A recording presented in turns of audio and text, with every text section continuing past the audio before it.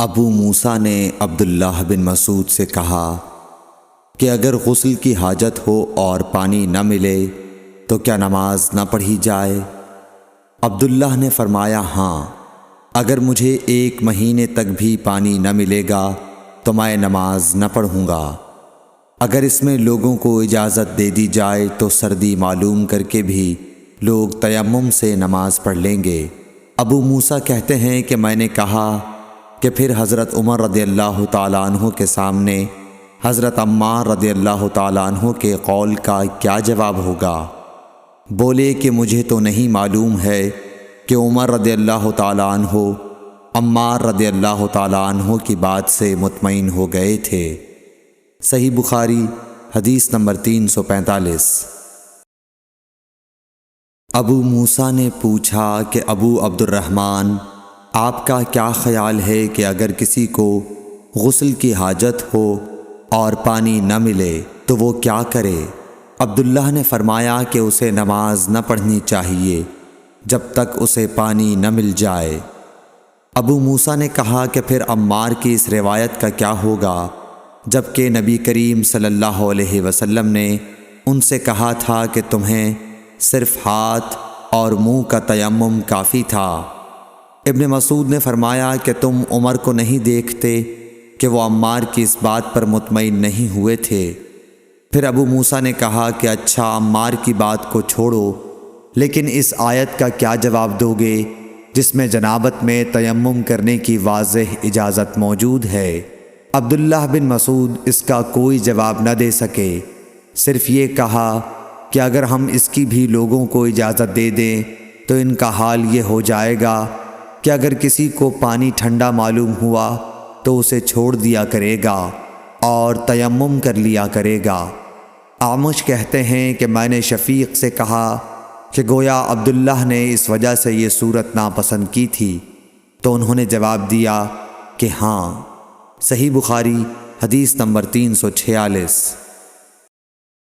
حضرت ابو موسیٰ رضی اللہ تعالی عنہ نے حضرت عبداللہ بن مسعود سے کہا کہ اگر ایک شخص کو غسل کی حاجت ہو اور مہینہ بھر پانی نہ پائے تو کیا وہ تیمم کر کے نماز نہ پڑھے؟ شفیق کہتے ہیں کہ حضرت عبداللہ بن مسعود نے جواب دیا کہ وہ تیمم نہ کرے اگرچہ وہ 1 مہینے تک پانی نہ پائے اور نماز موقوف رکھے۔ ابو موسیٰ نے اس پر کہا کہ پھر سورہ مائدہ کی اس آیت کا کیا مطلب ہوگا؟ اگر تم پانی نہ پاؤ تو پاک مٹی پر تیمم کر لو۔ حضرت عبداللہ بن مسعود بولے کہ اگر لوگوں کو اس کی اجازت دے دی جائے تو جلد ہی یہ حال ہو جائے گا کہ جب ان کو پانی ٹھنڈا معلوم ہوگا تو وہ مٹی سے تیمم ہی کر لیں گے۔ اعمش نے کہا میں نے شفیق سے کہا تو تم نے جنبی کے لیے تیمم اس لیے برا جانا؟ انہوں نے کہا ہاں۔ پھر حضرت ابو موسیٰ اشعری رضی اللہ تعالیٰ عنہ نے فرمایا کہ کیا آپ کو حضرت عمار کا حضرت عمر بن خطاب رضی اللہ تعالیٰ عنہ کے سامنے یہ قول معلوم نہیں کہ مجھے رسول اللہ صلی اللہ علیہ وسلم نے کسی کام کے لیے بھیجا تھا، سفر میں مجھے غسل کی ضرورت ہو گئی لیکن پانی نہیں ملا، اس لیے میں مٹی میں جانور کی طرح لوٹ پوٹ لیا۔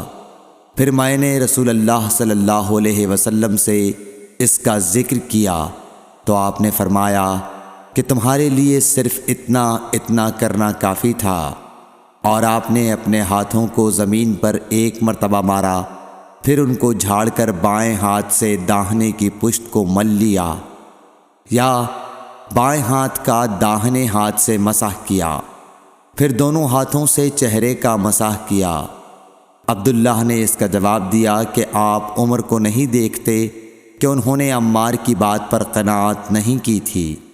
اور یعلی بن عبید نے اعمش کے واسطے سے شفیق سے روایت میں یہ زیادتی کی ہے کہ انہوں نے کہا کہ میں عبداللہ اور ابو موسیٰ کی خدمت میں تھا، اور ابو موسیٰ نے فرمایا تھا کہ آپ نے عمر سے عمار کا یہ قول نہیں سنا کہ رسول اللہ صلی اللہ علیہ وسلم نے مجھے اور آپ کو بھیجا، پس مجھے غسل کی حاجت ہو گئی اور میں مٹی میں لوٹ پوٹ لیا، پھر میں رات رسول اللہ صلی اللہ علیہ وسلم کی خدمت میں حاضر ہوا اور آپ سے صورتحال کے متعلق ذکر کیا تو آپ نے فرمایا کہ تمہیں صرف اتنا ہی کافی تھا، اور آپ نے چہرے اور ہتھیلیوں کا ایک ہی مرتبہ مسح کیا۔ صحیح بخاری حدیث نمبر 347۔